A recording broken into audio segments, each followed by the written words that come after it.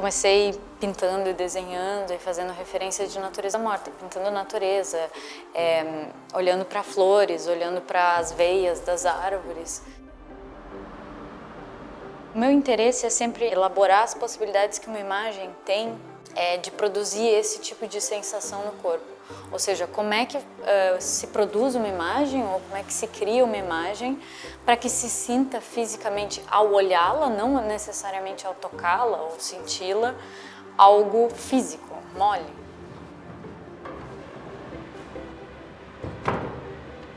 Se eu tô atrás de sensações físicas e táteis e molezas e certas sensualidades da linha, sensualidades da cor também, me auxilia muito esse movimento de pincelada, essa volta.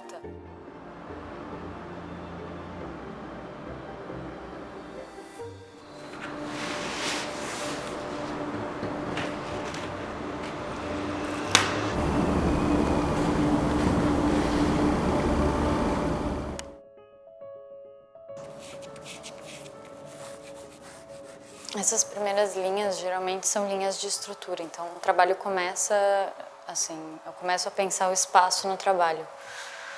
Como a minha pesquisa tem bastante a ver com as relações entre corpo e percepção e imagem, esse é o meu interesse, esses três pilares, assim. Então, pensar a estrutura da pintura para que ela tenha um certo tipo de movimentação, não só através da cor, mas também através da linha, da estruturação das formas, assim. Então agora vem uma parte mais formal mesmo, estrutural. Tipo, eu poderia ter comprado um tubo novo de tinta para fazer essa pintura, entendeu? Mas eu gosto de usar os restinhos, o que sobra.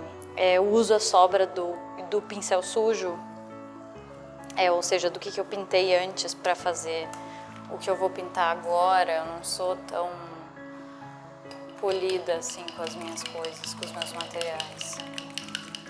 Uma coisa vai encadeando a outra. Eu já fiz trabalhos que só com o resto de tinta que tinha no pincel, em papel. Então, que uma tinta que eu usei em outro trabalho, em outro momento, numa situação completamente diferente, mas que por estar ali acabou entrando no processo do trabalho.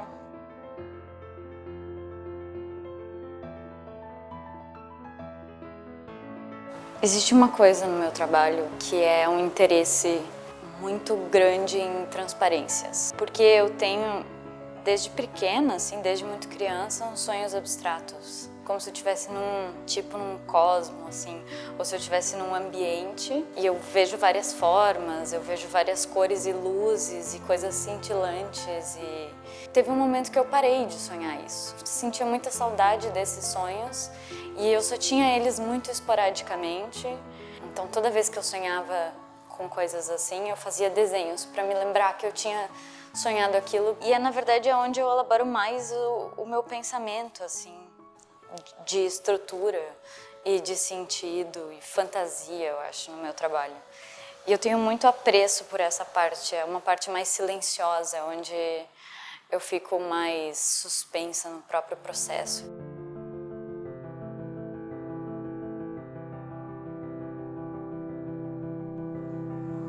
Isso é engraçado, né? Essa atemporalidade do ateliê.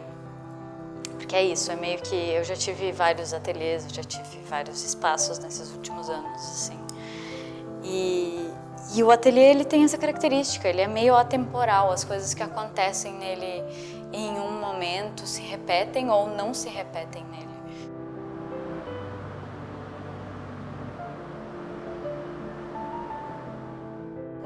Às vezes é muito sobre pintar e mostrar, mas às vezes é só de estar aqui no ateliê, entende? E aí às vezes eu pinto, às vezes eu desenho, às vezes eu não faço nada, às vezes eu fico olhando a luz passar, ou então fico lendo, mexendo em coisas, porque não se pinta todos os dias, porque não é sobre isso. Para mim não é essa exaustão do trabalho em pintura e desenho, eu não fico me obrigando, mas o que eu me obrigo é a vir para esse espaço e a fazer isso como profissão.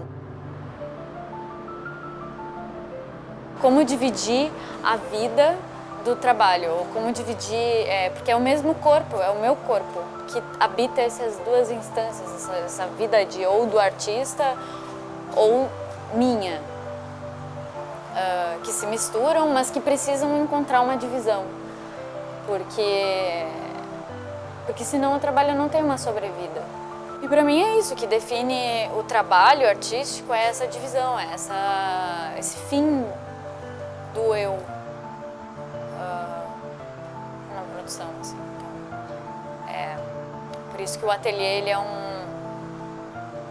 é esse espaço flutuante numa cidade.